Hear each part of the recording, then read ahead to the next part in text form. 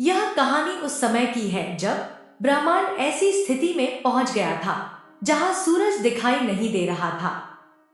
हवाएं थम गई थी और देवताओं में साफ डर दिखाई दे रहा था। इस घोर अंधकार और सन्नाटे के बीच एक शक्ति प्रकट हुई जो शांत तो थी, लेकिन उसमें भयानक ताकत भी थी। यह देवी दुश्मन की जुबान बंद कर सकती थी, सबसे भयंकर गुस्से को शांत कर सकती थी और अधर्म का नाश कर सकती थी। अगर आपने अभी तक अंदाजा नहीं लगाया है तो यह कहानी महाविद्या मां बगलामुखी की है, जिनकी नजर पड़ते ही दुश्मन डर से कांपने लगते हैं। दोस्तों, सतयुग के आखिरी दौर में दुनिया पर एक भयंकर तूफान आया। पहाड़ हिलने लगे, समुद्र में जबरदस्त हलचल मच गई और सूरज की रोशनी अंधकार में खो गई। देवता, ऋषि और मुनि सब इस बात पर सहमत थे कि यह कोई प्राकृतिक घटना नहीं है। जब भगवान विष्णु ने अपनी दिव्य दृष्टि से देखा तो उन्हें पता चला कि किसी ने जानबूझकर एक विनाशकारी शक्ति को जगाया है। इसका दोषी मदनसुर था। भगवान ब्रह्मा ने उसे वरदान दिया था कि वह जो भी कहेगा वह सच हो जाएगा और कोई भी हथियार उसे नुकसान नहीं पहुंचा पाएगा। अपनी इसी वाणी की शक्ति से उसने यह प्रलयंकारी तूफान खड़ा किया था। ऐसी शक्ति को रोकना देवताओं के बस की बात नहीं थी। इसलिए वे सत्यकाम सरोवर झील के पास इकट्ठा हुए और कठोर तपस्या करने लगे। तूफान दिन रात चलता रहा, फिर भी देवता अपने ध्यान में अडिग रहे।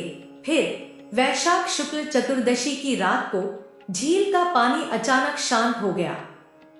हवाएं रुक गईं, प्रलय थम गया और झील से एक दिव्य सुनहरी ज्योति प्रकट हुई। यह मां बगलामुखी का तेजस्वी सुनहरा रूप था। पीले वस्त्र पहने, दिव्य चमक से दमकती हुई 10 महाविद्याओं में 8वीं और स्तंभन की देवी। मां बगलामुखी ने मदनसुर का अंत कैसे किया? राक्षस से भयभीत देवताओं ने मां बगलामुखी को उसके बारे में बताया और कहा कि उसकी असली शक्ति उसकी जुबान में है। तब एक शांत मुस्कान के साथ मां ने घोषणा की कि वह उसी जुबान को उखाड़ फेंकेंगी जिसका इस्तेमाल मदनसुर अधर्म फैलाने के लिए करता था। जब उन्होंने उसका सामना किया तो मदनसुर उन्हें देखकर हंसने लगा और इस बात का मजाक उड़ाया कि एक औरत उसे रोक सकती है। उसने मंत्र जपना शुरू किया, जिससे आसमान में अंधेरा छा गया और बिजली कड़कने लगी। फिर भी बिजली मां को कोई नुकसान नहीं पहुंचा सकी, मानो कोई अदृश्य कवच उनकी रक्षा कर रहा हो। फिर एक झटके में उन्होंने मदनसुर की जीभ पकड़ ली और जैसे ही उन्होंने ऐसा किया, मानो पूरी सृष्टि ही थम गई। मदनसुर ने चिल्लाने की कोशिश की, लेकिन उसकी आवाज दब गई। उसने मंत्र जपने की कोशिश की, लेकिन उसकी जीभ मां के काबू में थी, जिससे शब्द उसके गले में ही अटक कर रह गए। और दोस्तों, इसे ही स्तंभन कहा जाता है। एक ही स्पर्श से दुश्मन की हर हरकत और क्षमता को रोक देने की शक्ति। मां ने घोषणा की, जिन शब्दों का इस्तेमाल तुमने दूसरों को सताने के लिए किया था, वही अब तुम्हारा विनाश करेंगे। इस तरह मदनसुर अपनी ही बातों के जहर का शिकार हो गया।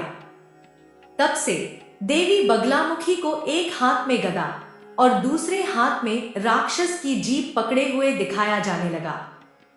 अब दोस्तों, स्तंभन की यह शक्ति न केवल युद्ध में बल्कि इंसान के मन के भीतर भी काम करती है।